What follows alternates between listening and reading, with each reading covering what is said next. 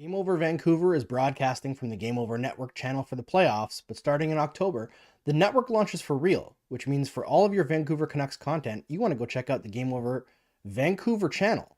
You can subscribe right now by opening up the Game Over Network channel from this video in a new tab. Scroll down past my ugly mug, click on the Game Over Vancouver YouTube page, then click subscribe and click that reminder bell as well so you don't miss when we post a video or go live. Tell all your Canucks fans, friends, and family to come join our awesome community. You really won't regret it. And for this video, make sure you smash that like button right into oblivion. Hi everybody. Welcome back to Game Over Vancouver. My name is Kaja Mae, and if you're seeing me, that means the game is over for the Vancouver Canucks, but the series will live on, at least for another game, as the Canucks lost. They were defeated 2-1 by the Nashville Predators tonight in the round 1, game 5. Could have been an elimination game. There were all four games in the playoffs today were all elimination games. Two teams knocked out, obviously the Islanders and the Jets. And then Toronto and the Preds both live on with a score of 2-1. Let's get into it, shall we? Okay, so first period started off great. I'm being a little sarcastic here, but the Canucks did show a lot of energy in this first period, but once again, that tapered off throughout the game. But one issue I had at the beginning was a puck hitting Suter in the face, and they don't blow the play down. Like, I understand he's not imminently, like, bleeding on the ice, but still, like, if he's down and he's clutching his head, that's probably something you should. I don't understand the NHL. Niels Höglander, big night, big hits for a little guy. Yeah. He's a menace. I mean, he's been fined. He's almost been suspended. He's gotten how many? He's gotten a couple match penalties this season. Well, no, game miscon. Same thing. Yeah, and also Elias Pettersson. Still, he did have some impact. He made have less goals in this series than Nikita Zadorov, but he is still having a very good defensive impact, I'd say, throughout the series. And even offensive, like trying to keep the puck in near the end, trying to keep it in the Nashville zone near the end of the game when they were trying to tie it like they did in game 4. Not as successful, but yeah. The Canucks are really putting the Predators under pressure. Sheloves was making a lot of glove saves. That was great to see. Then at the end of the near the end of the, not exactly near the end of the period, but JT Miller gets called for hooking on Carrier, on Alexander Carrier near the end of the first period. He kind of hooked him, barely lifted the stick. Teddy Bluger and Phil DiGiuseppe earn stars for this penalty kill. Teddy Bluger was really trying to get that puck out, and PDG was like trying to create an opportunity in the Nashville zone. I thought was interesting. Anyway, nothing happens in the first aside from that. Second period, Canucks are putting the brake on. Sheloves was bailing them out. I mean, hey, if he's going to be like Demko, that's probably something that's going to happen. So might as well get the kid trained in, a potential elimination game for the other team, of course, but still. The Canucks can organize in a wild sequence when UC Saros was like 5 meters out of the net. Not even 5. Like, UC Saros was headed to BC Place. He was really excited for the Whitecaps' 50th anniversary game this weekend. So he was like, oh, I'm going to get a head start, get into GA, get a good spot at the front so I can, stand there by the tunnel. No, he was, but then the Canucks didn't convert anything, so it was fine. It all ended up fine. Zadorov got called for cross-checking against Philip Forsberg. good kill. Susie and She Loves were working overtime, and blocking a lot of shots. I mean, like, She Loves, that's his job. Susie, also kind of his job as a defenseman, but specifically it was like Roman Yossi and Tyson Berry shots that were being blocked. And then also after Zadorov left the box, he absolutely bodied Ryan McDonagh. So he's getting re-signed to a contract that's larger than Petey's. Like, you thought a Benning special for Tyler Myers was an overpay? I mean, like, I respect it, but also, like, yeah. If the Canucks are able to re-sign him. Mikheyev had a few good chances tonight. He is trying so hard to get anything to happen for him. And I respect it. I respect the hustle, but also, yeah, sometimes he has some good looks. Some were blocked, some were, thrown to the side via a pass a post, or just wide in general, but he's trying, he's trying, and he's getting kind of looks. Yeah. Then the Canucks get on their first power play. It does not go well for the power play for the Canucks tonight. And it's former Canuck Anthony Beauvillier gets called for hooking against Höglander. This was a hook, but also it was a missed hook on Ilya Mikheyev, like a play before that, so you never know. Nashville got a shorthanded 2-on-1. Thankfully, Kiefer Sherwood hit the post. Thankfully, I hope She Loves, like, thanked his post, like, you know how Marc-Andre Fleury does. But, yeah. Also, Miller had a notable expletive, but, like, he does once a game at least, so, Canucks could barely set up. Tyson Berry was trying to go after Elias Pettersson at one point. He's like a foot shorter than him, I swear, so I don't think that would end well. Also, I don't see either of them ever fighting in their careers. So, I mean, correct me if I'm wrong if Tyson Berry has gotten in a fight. I will check hockeyfights.com, but yeah. McDonagh gets called for cross-checking against Elias Pettersson. Again, Canucks don't do anything. No shots on goal. The Canucks had 20 shots on goal, so they're improving. But yeah, still, I mean, they really set it off in the first period, and then they just took their hands off the wheel and were like, okay, we're just gonna wait. I mean, maybe they want to go back to Nashville. I've heard there's decent music there. I don't know. Yeah.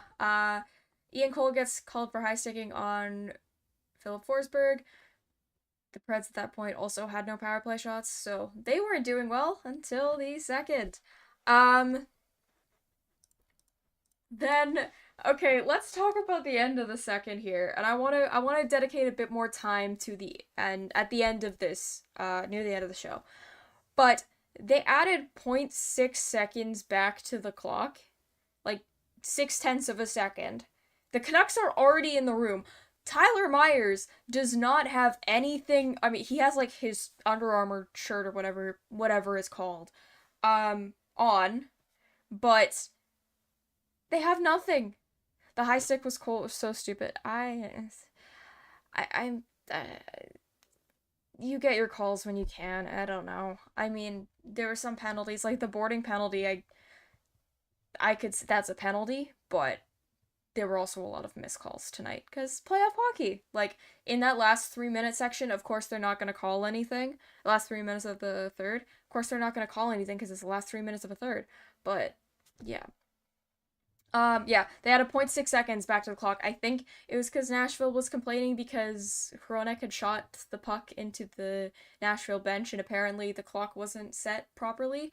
Yeah, so the Canucks had to scramble to get 5 skaters back onto the ice. The only person that stayed, so the entire Nashville bench is still out there. And the only Canuck that's still there is JT Miller.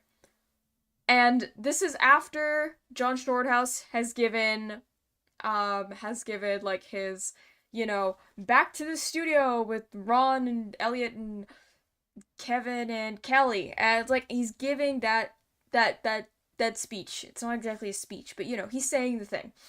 Um, and then it just turns back to Rogers Arena, and no one knows what's going on. Yeah, but they added zero point 0.6 seconds back onto the clock and spent like 3 full minutes trying to do that just for absolutely nothing to happen. So thank you, Andrew Burnett and Nashville. You did so good on that call. So, so good. Such a good decision there. Anyway, let's get to the third period. Pius Suter needs to be off of the Besser Miller line. Like he's had some good chances this season. I don't get me wrong. I enjoy his playing.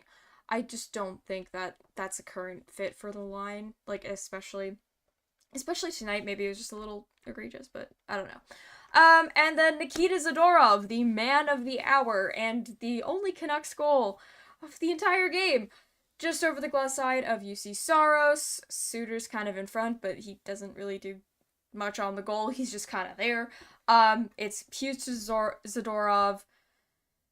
Yeah, just before this, actually, on the broadcast, they were saying Saros is so active, you're going to have some net that's open. I mean, that's also, like, he is a very active goalie, but also he's smaller than, like, a lot of the goalies in the league, which I know is mentioned a lot, but I feel like that's important, especially in this conversation.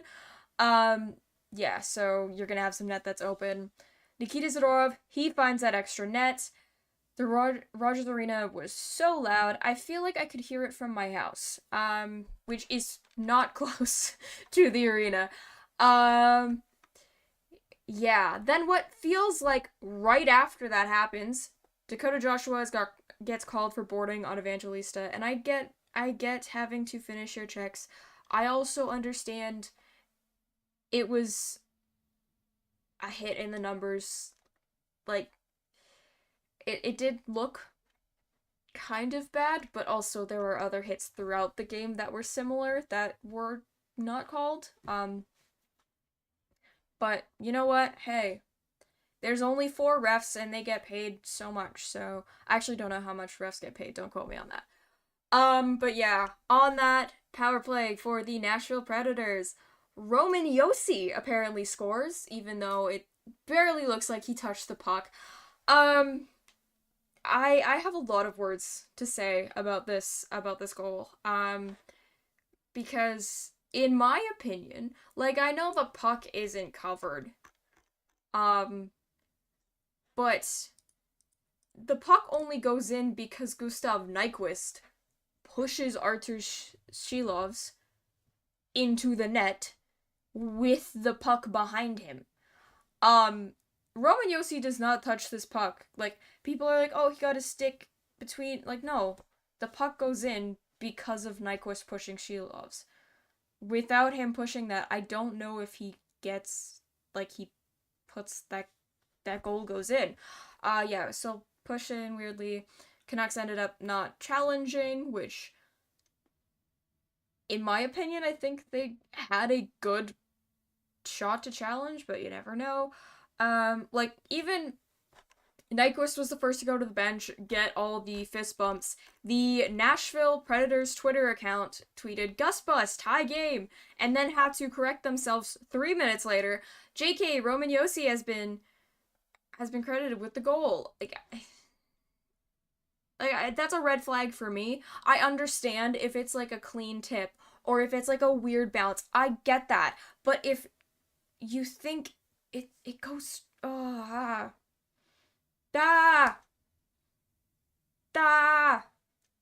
a Canucks goalie being let down by their teammates? Fork found in kitchen. And then a few minutes later, Alexander Carrier, he scores all 3 goals tonight from defensemen. He scores his first of the playoffs from the blue line, blow on the blocker. Yeah, Quinn Hughes and Ryan O'Reilly are kind of screening. Yeah, then nothing really else happens. The Canucks try and pull Shilovs and have that same success that they did at the end of Game 4. It does not happen this time. Miracles are not worked there. The lotto line is finally brought out. Um, but yeah, doesn't convert on anything. Which they had some good shots. There were some good chances. Lace Lindholm. Were you annoyed by my comment? No. I'm annoyed by the Canucks not being able to protect their goalies since forever. Like, ever. Like, before I was alive. So, yeah. The Canucks have not had a good track record with any of their goalies. Basically, the entire history of the franchise. Yeah, so, like, if we're looking at a She Loves Demko tandem next year, I have a feeling that's gonna happen more often, because you can see it sometimes. The team will try and be a bit more defensive if it's the backup in net, but if they're acting like they do with Demko, if they're acting with She Loves the way they do with Demko, defense is gonna be out of the window, and Rick Tocchet's gonna have a field day next year. Or I guess a field year. But that makes no sense. Anyway, we're gonna take a little pause right here. And then we're gonna come back and you know what? Let's keep talking about that second goal of the game, the Roman Josi goal. Let's keep talking about it. Alright? 1 second. Game Over Ottawa is relaunching in October. So for all of your Ottawa Senators action, reaction, news, analysis, and fun, make sure that you click on the Game Over Network channel right now, open a new tab in this video, scroll past My Ugly Mug, and click on the Game Over Ottawa channel. Subscribe, and then hit that drop-down menu. Make sure you hit the alarm bell so that you get notified whenever we post a video or go live. Tell all your Sens fans, friends, and family to check out our awesome community, and make sure you smash the like button on this video right into oblivion. And before I get into that, I'm not writing off to Smith, okay? I'm just saying I've noticed this is a pattern. And it's been like this for a couple seasons. Like, I noticed it with Halak, I noticed it with Martin, I noticed it with... last season was a very different situation, because obviously Demko was out most of the year. So, a bit of a fluke, in terms of who was technically the backup. And hey, they did it, I guess, with Colin Delia too, and let Spencer Martin out to dry. But then again, the Canucks were so awful last year. So awful. So, I don't even know how to describe last year. But this year, I did notice it a bit with Casey Smith.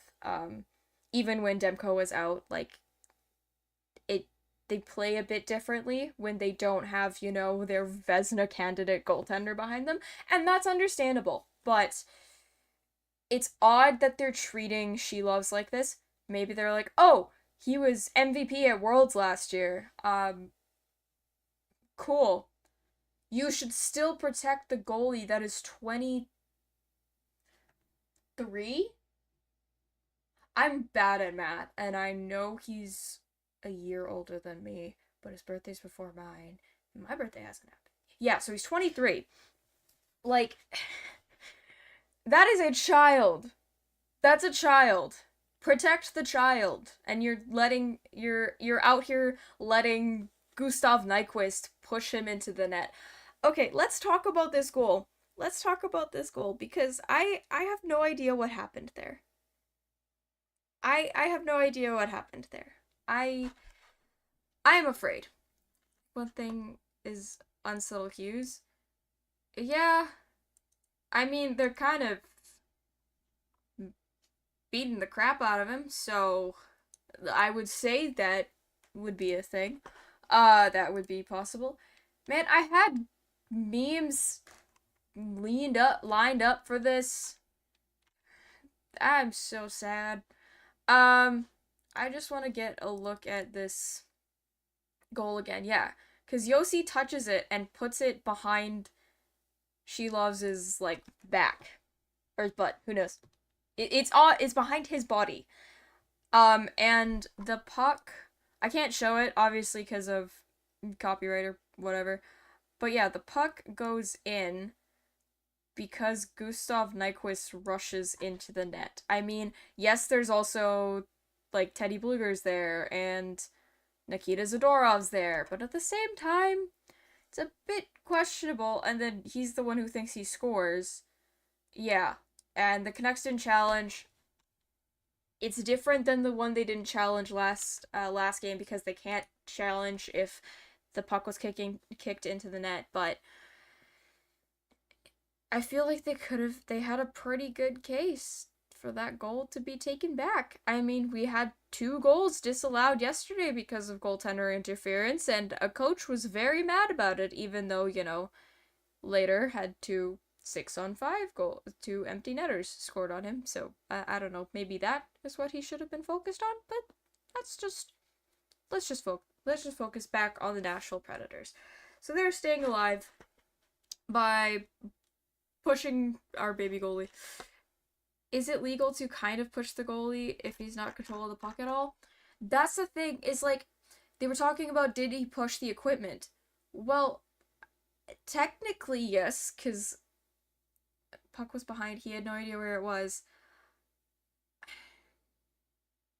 I think he was trying to do that thing where like the goalies like lay down and it looks really weird. I'm in a chair right now and the chair doesn't lean back. But you know what I mean. The goalies close up there. I feel like he was trying to do that, but when everyone crashed into the net, he kind of, got pushed along, like a tide into the net. So whenever one got pushed in the crease, he kind of got pushed into the net. So I feel like that is what happened, in my opinion. Yes, it was behind him at the beginning, but I think he was trying to do the lay down move.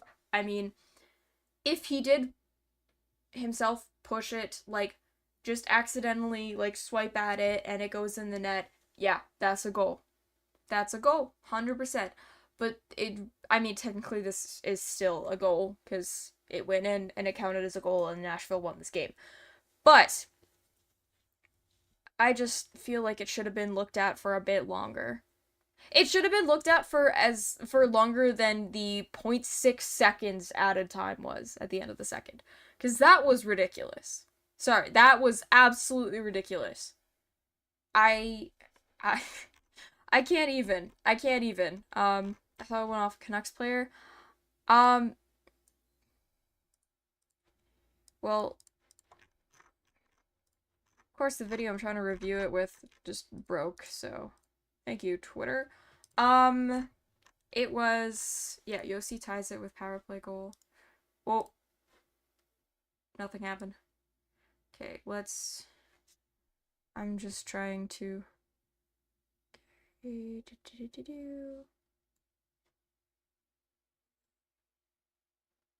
It's behind Shilov's. And then, I mean...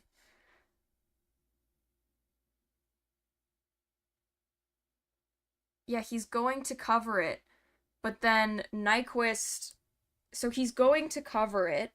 Like, he turns back over, is going down to cover it, and then, Nyquist comes in and, like, hits at his hip? Which I don't know if, like... What counts as goaltender equipment is odd to me because, like, technically their whole body is equipment, but you never know. Yeah, so it goes off, like, his hip, and yeah, he gets put into the net with the puck because the puck is, kind of behind and under him. Anyway, this is gonna haunt me for a bit. I mean, it's not as bad as some other goals that have counted, definitely in the history of the NHL, but it's up there for me, cause yeah, just he comes out. I mean, it's like Bluger's there pushing him, but the extra force that pushes the puck into the net comes from Nyquist. And yeah, Nyquist, I guess, is getting,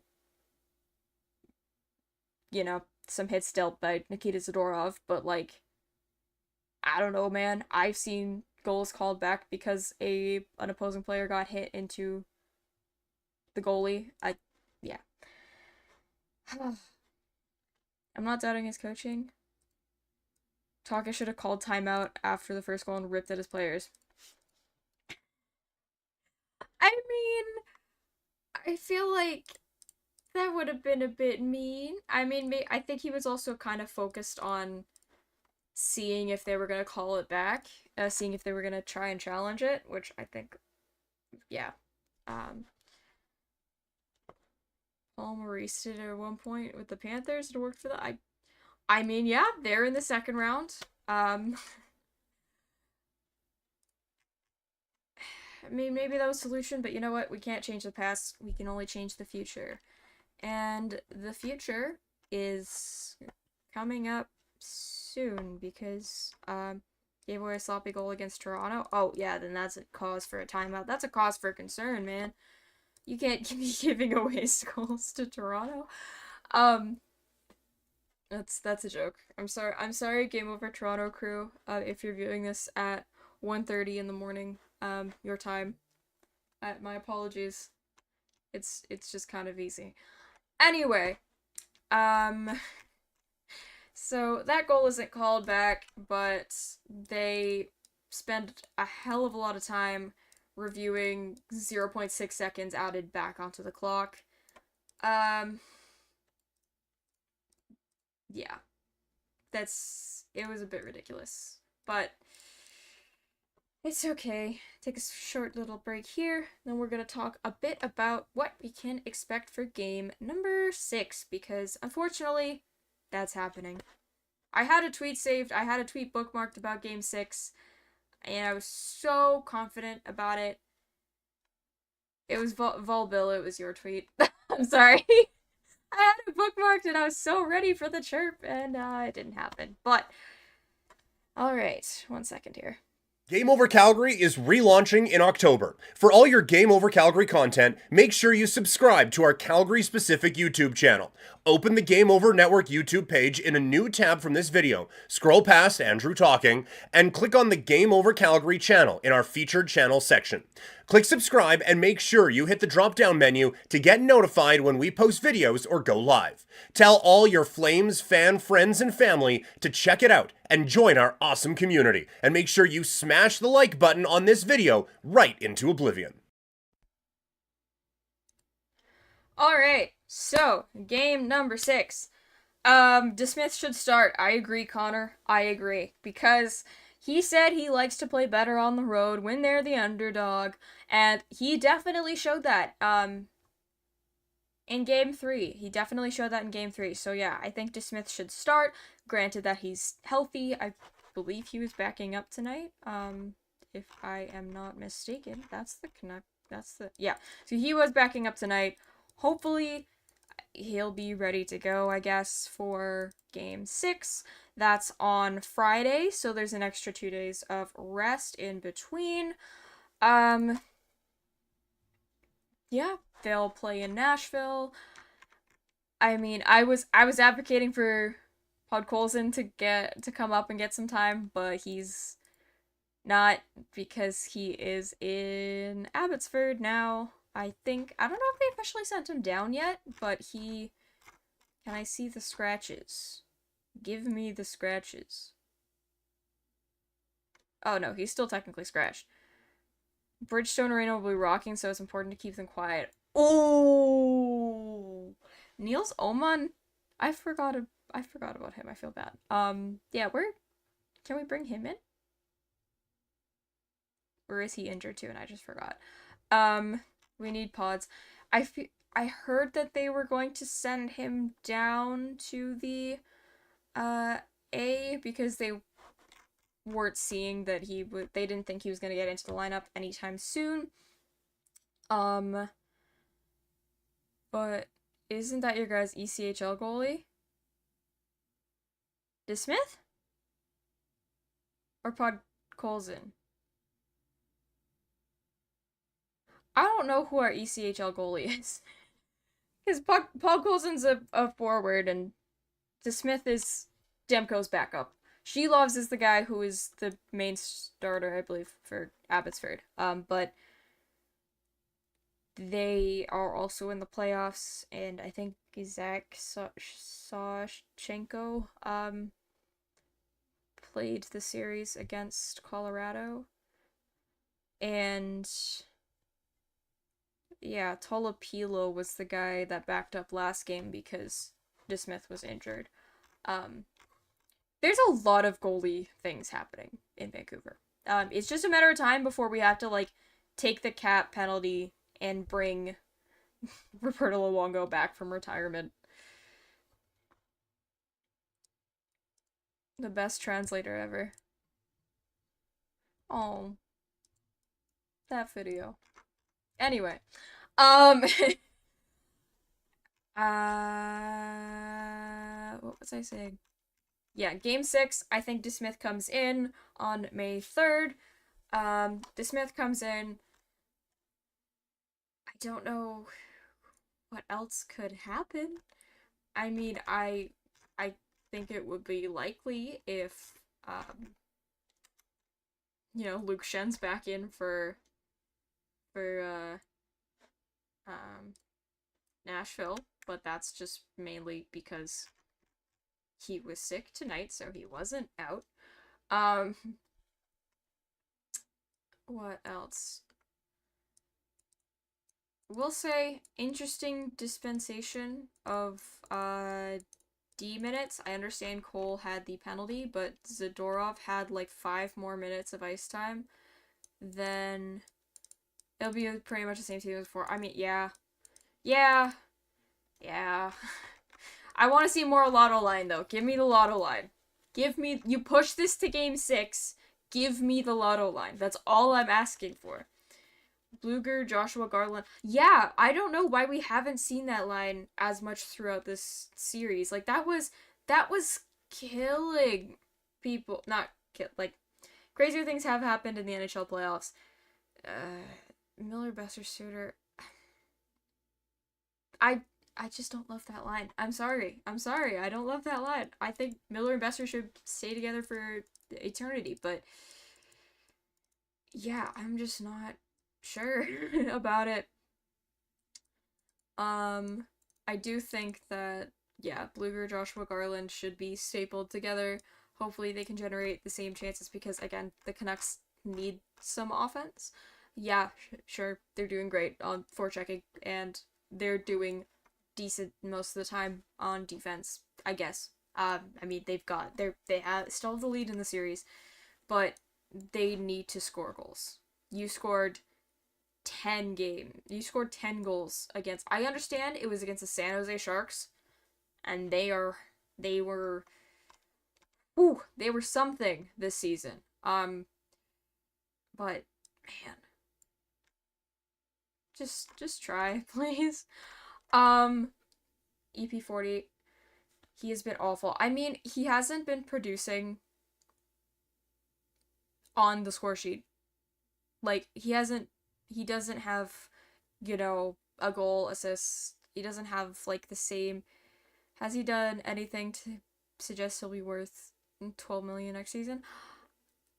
I mean, to be fair, there are players worth more than that have done everything, that have done less than Elias Pettersson in the playoffs. I'm not referencing anything, but I mean, one of the games in the series happened earlier today, so you never know.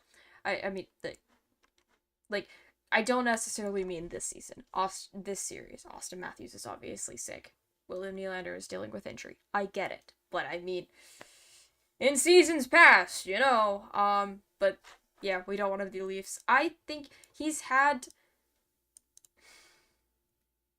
impacts, and I feel like he's, unfortunately, the most visible of those impacts have been when he's missed shots. Because obviously there was that one in Game 2 that will probably haunt him for the rest of his career. There have been a lot. He's been a bit snake bitten. He's probably dealing with something, but again, every player's dealing with something. Read everything TJ Oshie had to say about his season. And I'm not saying that Elise Pettersson and TJ Oshie are at the same points in their career. Obviously, there's like a 10-year age gap at least between them. But I think that he, like, yes, everyone's dealing with injuries. At the same time, he does have he does have impact. He's hitting guys. He's hitting guys. He's keeping the puck in when it matters. He's winning battles. He's doing a lot. It's just that when we want to see the Pettersson snipe and all that kind of stuff, when we want to see that offensive production from him, it's not the same. It's not Pettersson shoots, he scores. It's just Pettersson off the post. Goes wide. Like, he's not getting the puck to the net properly, and that's what people have the biggest issue with. It just, from my observation, my personal opinion though, I do think he has had a bit of impact this series. Obviously, probably not as much as JT Miller or Brock Besser, even for that matter, even though I feel like Pettersson's done more defensively than Brock, but Brock is always also more offensive minded anyway. But yeah, Pettersson, he's flying under the radar right now.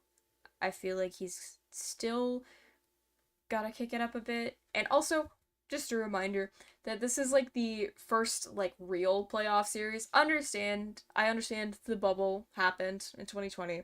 That existed.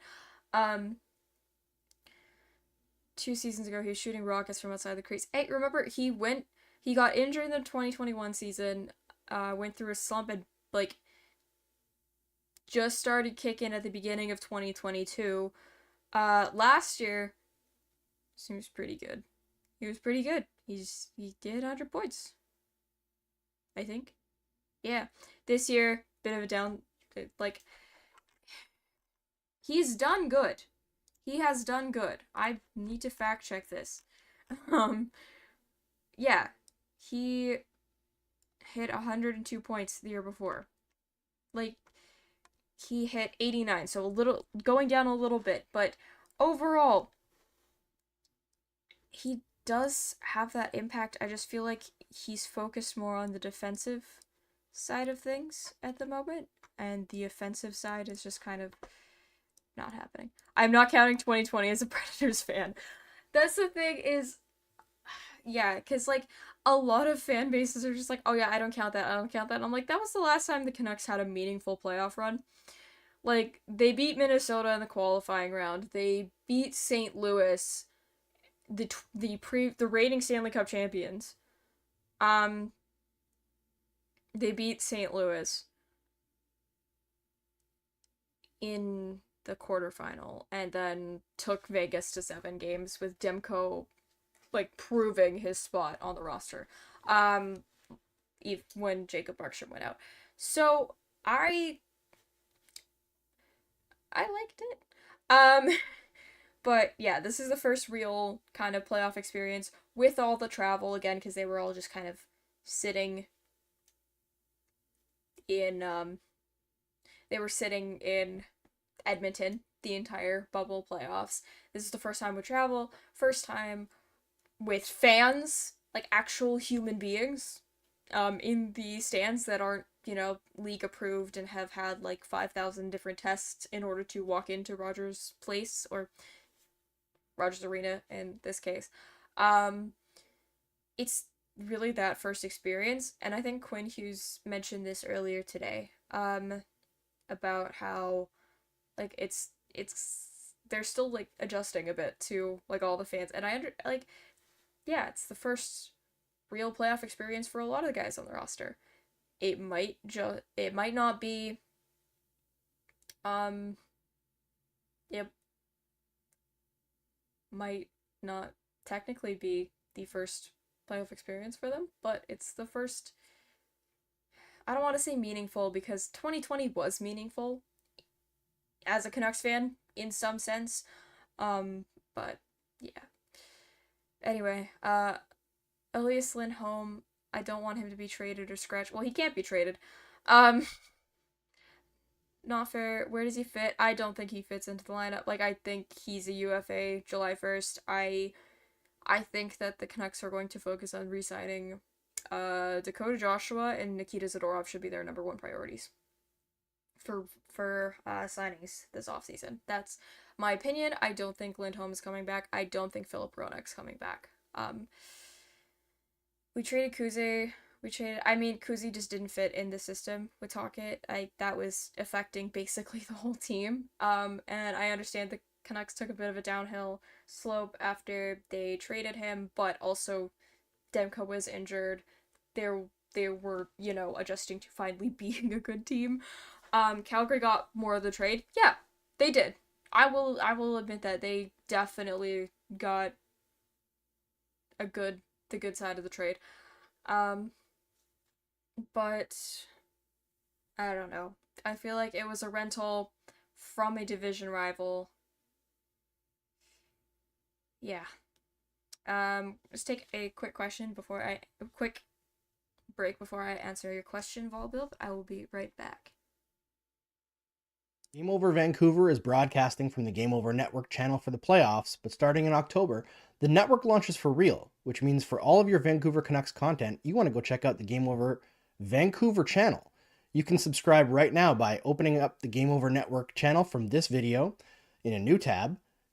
Scroll down past my ugly mug, click on the Game Over Vancouver YouTube page, then click subscribe and click that reminder bell as well so you don't miss when we post a video or go live. Tell all your Canucks fans, friends, and family to come join our awesome community. You really won't regret it. And for this video, make sure you smash that like button right into oblivion.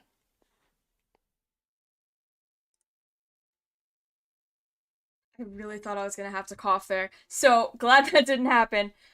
If the Predators force a Game 7, what does Vancouver do? Connor says panic, and I'm like, that's like my regular default state every day of my life, so I'm used to that.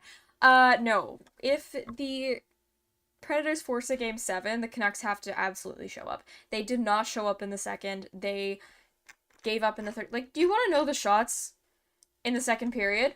Yeah, the Canucks had a good showing in the first. Shots 7-4 in Vancouver's favor. The second was 11-4 in favor of Nashville. And yeah, no goals came of it, but also, what the heck, guys? You're trying to eliminate this team, and you're giving them every single chance to not be eliminated. It's like they sat back and were like, okay, we'll let you guys have this one. I mean, like I said earlier, I guess the Canucks really just like Nashville. Like, I get it. It seems like a really cool city.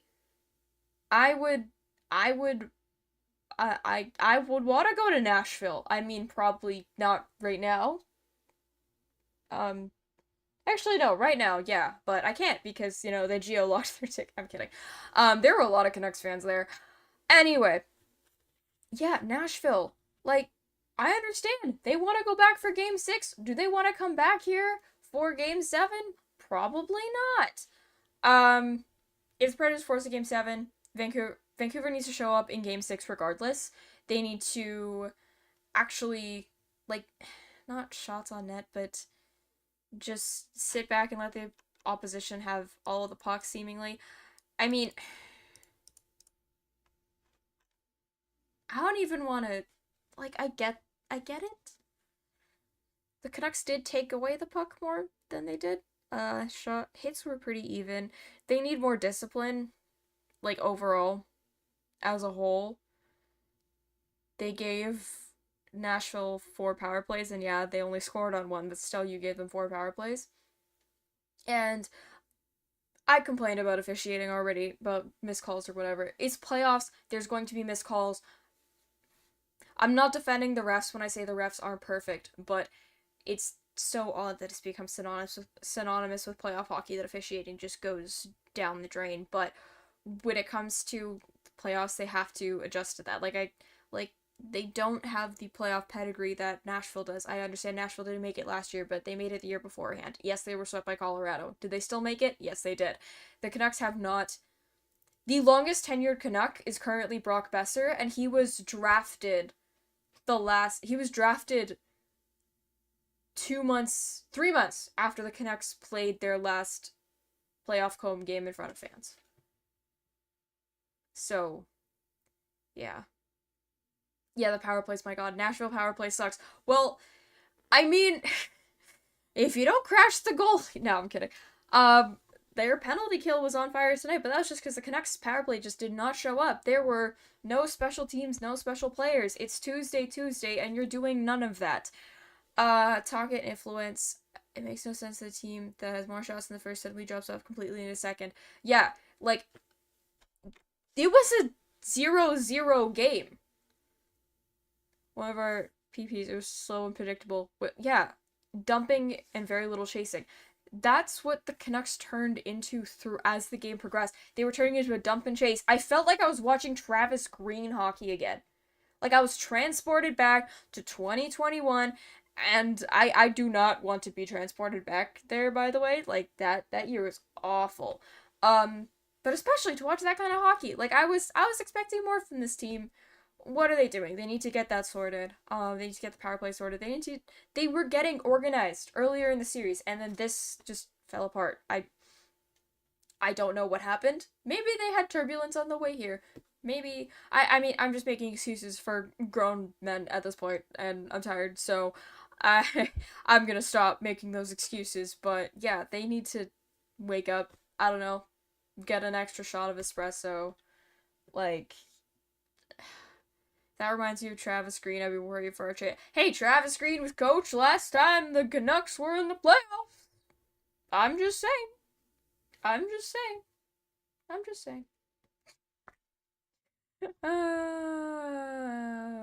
Wow. Anyway, I think the Canucks need to show up in game 6. Oh my gosh. I'm getting ahead of myself. If it goes to game 7, knock on wood. You can't make excuses for grown men that make millions a season. Exactly. If you make the living wage in Vancouver, why am I making excuses? I'm kidding. This area is falling apart. Anyway, enough about local politics and all that kind of jazz. The Canucks need to get some pep in the game. Why does it say that Vancouver leads the playoff series 4-3? I know the NHL website isn't great on the best of nights, but it says Vancouver leads 4-3. I will say, I'm not from Nashville, but I do live in the state. Shout out. I do actually really want to go to Nashville. It does seem like a really cool city. I just want to go to Tennessee in general. I need to see the Bass Pro Shop Pyramid. But, yeah. Because I believe that's in Memphis. If I'm not mistaken. This is about hockey. They should have a Winter Classic in the Bass Pro Shop Pyramid. Yeah, I don't know why the NHL says that Vancouver leads the series 4-3. Because they don't. Unless I missed something and we traveled ahead in time. It still says that. Well, okay, I guess the Canucks take it in 7. Which I mean, that would be a time. That would be another Canucks game 7. And hey, maybe they'd have a chance to win a playoff game on home ice. We have Dollywood. Yes. Pigeon Forge, that's the place, right? I know they also have a Margaritaville. Hockey. Yeah, I mean, the Canucks could win a playoff series on home ice for the first time in 13 years. So that would be interesting. The last time it was the stanchion goal. The first round top point scorer and the top goaltender are out. Like, wait, top point scorer is... Oh, top point... Okay, I was like, in general, I was like, are you talking about Austin Matthews? Because no, he was not. Yeah, no. Nikita Kucherov and Connor Hellebuyck. Is Game 7 guaranteed? I guess it's part of the script. If Toronto lose Game 6, the top scorers will be out as well. He's already out as well. Like, Yeah, Kucherov. My brain took a second. I was like, PD's still playing. Did I miss something? Or no, Miller. Miller's still. It's. It's 10:54. It's not even late. It's not even late, and I can't speak words. Yeah, the Predators, in the end, they're staying alive, staying alive. I apologize for that. Anyway, I think my brain breaking is time to wrap it up. I'll see you guys for game 6 on Friday. And maybe for game 7, you know, because apparently that's the script that the NHL has written for the Canucks, according to NHL.com. God help us all, but that is all I have for you tonight. I have been Kaja Mae. Thank you for joining me. Subscribe down below to the Game Over Network. Listening to this at work, that's fair. I watched game 2 while I was working, so have a great night, everybody. Subscribe down below to the Game Over Network. Subscribe to all of the hub channels. I am at Real Kaja Mae on Twitter, Kaja Mae on basically every other social media platform. And yeah, the Vancouver Canucks lost game 5, but haven't lost the series. They are not down and they are not out. Godspeed, may the series be good. I mean, we're playing games in between. We're playing games near Star Wars Day, so may the hockey force be with you all. Except for UC Saros, maybe. That's a joke. Anyway, good night, everybody. It's been a time.